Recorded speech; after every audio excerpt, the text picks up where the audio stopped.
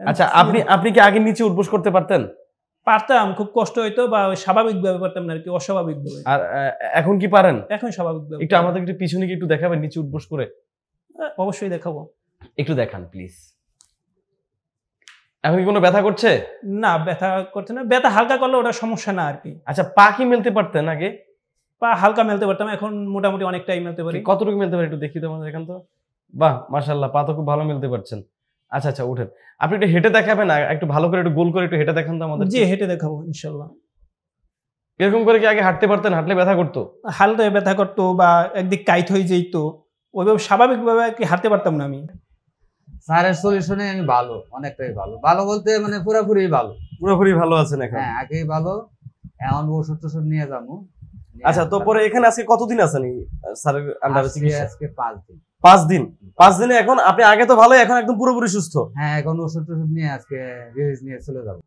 আর ডিপিআরসির ব্যাপারে বলবো যে ডিপিআরসি সব বাংলাদেশে একটাই ডিপিআরসি, চিকিৎসা খুব ভালো এবং মানে এখানকার যে পরিবেশ, রোগীদের জন্য যে চলাফেরা এবং মানে সুস্থ হয়ে তাড়াতাড়ি ফিরে যাওয়া একমাত্র ডিপিআরসির মাধ্যমে সম্ভব। যাক ম্যাম, এখন কেমন লাগছে যে আপনি চেন্নাই গিয়েছেন, ভারতে গিয়েছেন? এখান থেকে স্যার এখানে আসার পরে আমি চিকিৎসাতে বা আপনাদের সেবাতে আমি অনেক ভালো, আলহামদুলিল্লাহ, অনেক সুস্থ।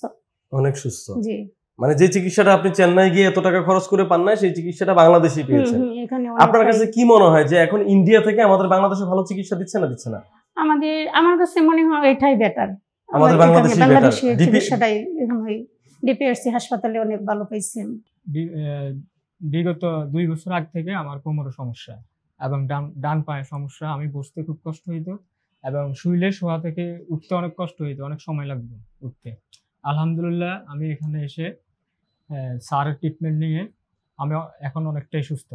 স্যার, আমরা একটু দেখবো যে আপনি এই যে হিপ জয়েন্ট থেকে সুস্থ হয়েছেন, যে 8 দিন চিকিৎসা নিয়েছেন, এই 8 দিনে আপনার কেমন ইমপ্রুভ হয়েছে, কতটুকু হাঁটতে পারেন, বসতে পারেন, আমরা একটু দেখবো। স্যার একটু হেঁটে দেখাবেন আমাদেরকে।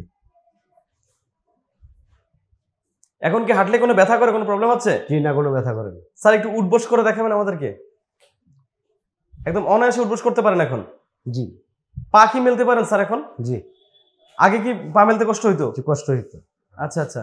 আর সিঁড়িও বাইতে পারেন এখন? জি, সিঁড়িও বাইতে পারেন আলহামদুলিল্লাহ। তো ওনার আসলে পিএলআইডি ডিস্কের সমস্যা মাঝে, এই পিএলআইডি থেকে পায়ের দিকে ব্যথা যেত। তো আমাদের এখানে চিকিৎসা নেওয়ার আগে কোথাও চিকিৎসা নিয়েছিলেন? জি, অনেক জায়গায় চিকিৎসা নিছি, কামা নেই, কোনোটাই পরিবর্তন নাই। কোনো থেরাপি নিছিলেন? জি না, থেরাপি নেন নাই, মানে কাল ওষুধ খাইছেন? ওষুধ খাইছি।